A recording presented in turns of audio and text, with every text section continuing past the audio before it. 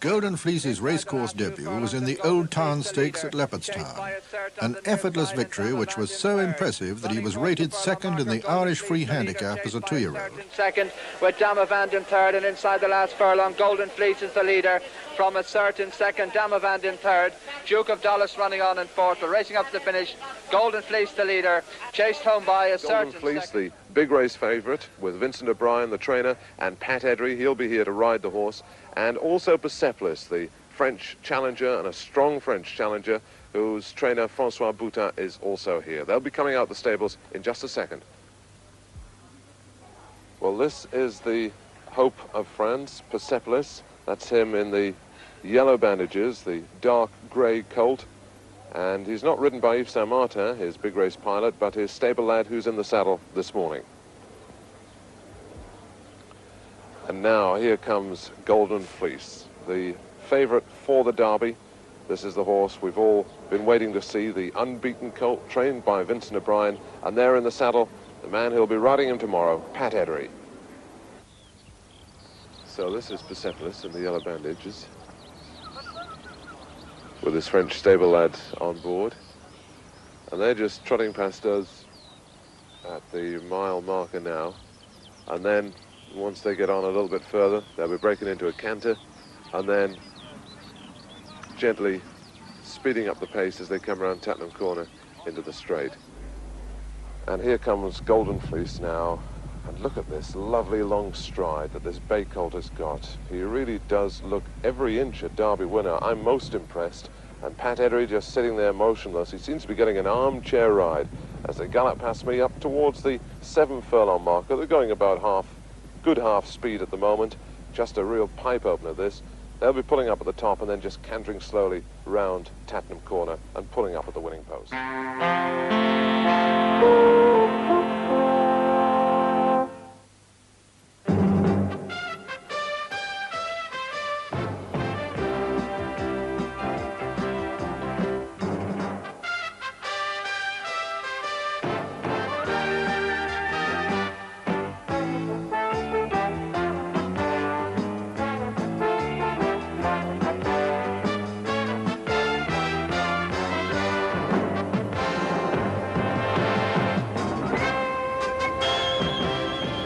Hello everyone, the sun has set on Epsom Downs after a really scorching day, and what an amazing amount will have happened here before it sets again tomorrow at the end of Derby Day.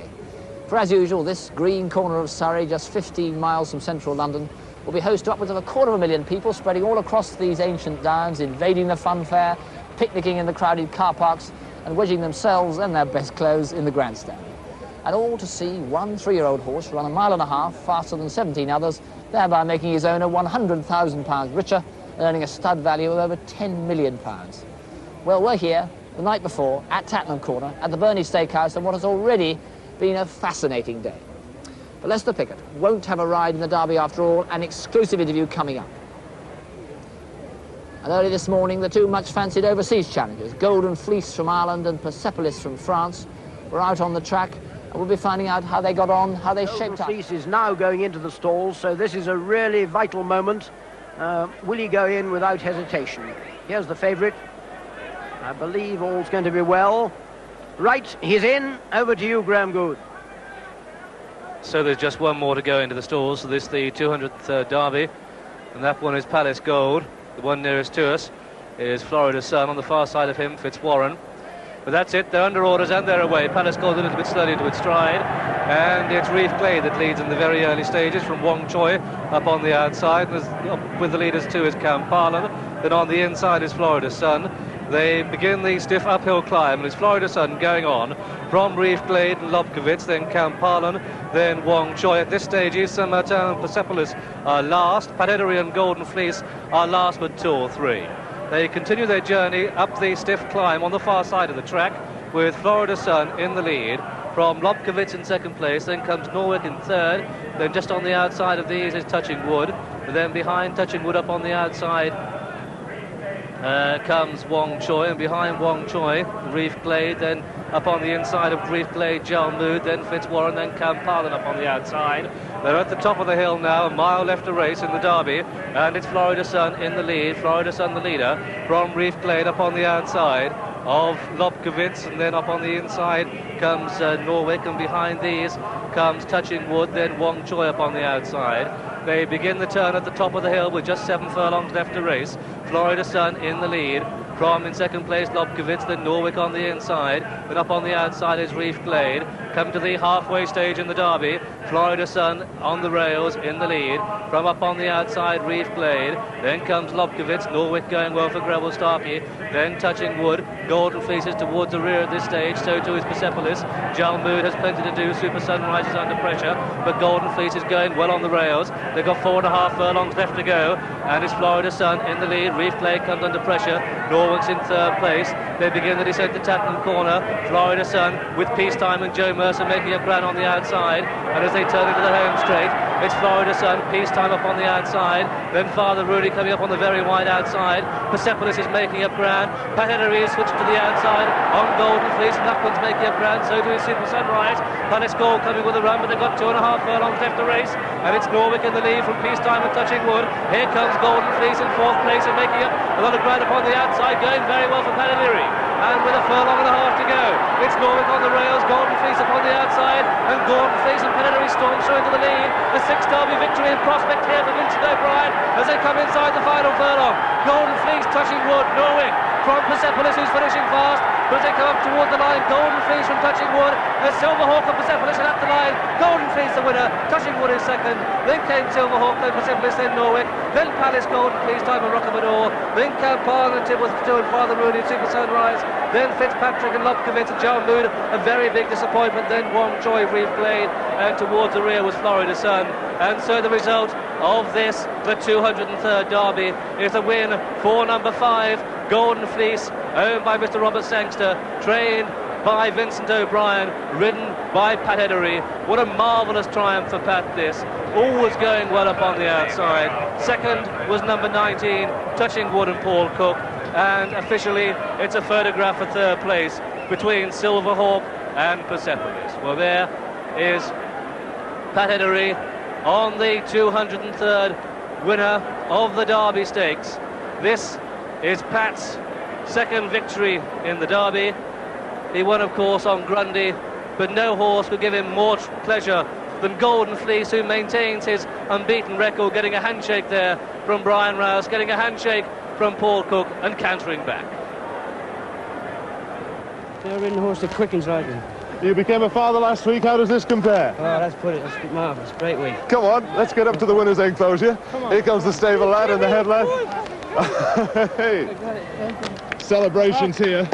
We've got John Kendrick, the lad, leading in. And in fact, as we rush down here, some of the beaten jockeys ask me who's won. Well, it's Golden Fleece. Pat Henry, a very cool man, and the Irish are certainly cheering down here as we go forward.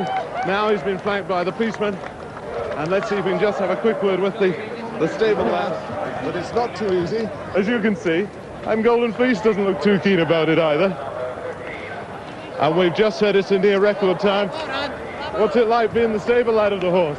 Great. Fantastic? Yeah. Yeah, I bet you'll have a good night tonight. Super. We're running in here. And old Jack Doyle there, he's cheering them in. Coming through the beaten horses now. And in fact, he's got to weave his way through the also-rans in the Derby. As Robert Sangster comes out to lead the horse in. And also, there's Mrs. Sangster, she's going to lead it in. Vincent O'Brien is there as they go towards the coveted winner's enclosure. The distances were 3 lengths and 1 length, and the time we hear was very nearly a record. But I haven't heard who was third yet. Do we know the result of the photo finish for third place? And yes, indeed we do, John. The third horse home was number 15, which was Silverhawk, and the fourth horse home was number 11, Persepolis. That result now in the frame, and a time of 2 minutes 34.27 compares to a record time of 2 minutes 33.8. So Golden Fleece maintaining his unbeaten record in this the fastest derby since the war, and there he is, getting a hero's reception. Yes, marvellous welcome.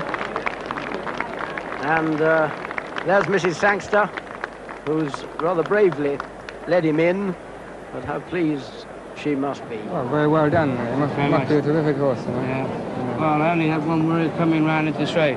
I was going to go between them, and then the governor told me to come out because he's such a big horse. And he quickened. Lester, I was saying before that he doesn't look a pretty big, heavy, almost lumbering horse, but he must be go to go. He's big, but he acts well. He just hung a little bit towards the end, you know. We can look at the replay now, Pat, and you'll see when you'll see yourself turning in there. This is when you said you were looking for a position. Yeah, and I came on the outside just now. You see the noseband, and then I sort of made the ground up very quick without asking him. Really? I mean, you knew you could pick them. You felt you could pick them up. And then I've got there sort of a little bit soon, and I've had to go, so I kicked. And Lester, when we came here, you were thinking he looks a horse that looks like he's going to hang in a bit. Yeah, he was going so easy. It didn't matter. And he just shot past him there, didn't he? He quickened up real good. Yeah. And the great thing is he stayed well. We were just a little bit worried because he was so good over a mile and a quarter if he'd get the trip. Yeah. But he really ran on well. Well, he run home at 3 legs. We can look at it as he come up to the line, Pat. You see you're already roasting home there. But we can look at it head on now and see you doing that way. And I think one will see the problems of camber that way around. We look at it the other way. Here we are on the outside. Obviously the slope goes down to the rail. Was he going in? Well, you know, he's a big horse, and when he got to the front, you know, he just went left a little bit, and with the track going that way, he's gone slightly to the left, but I had my stick there, my left hand, and I just tried to keep him straight. We look back, we see Persepolis, Lester. He seemed to be in an almost impossible position. Well, he was a good way back. Two from home. You'd have thought that in my horse in the straight. But he made it up. But he's never going to catch Golden Fleece.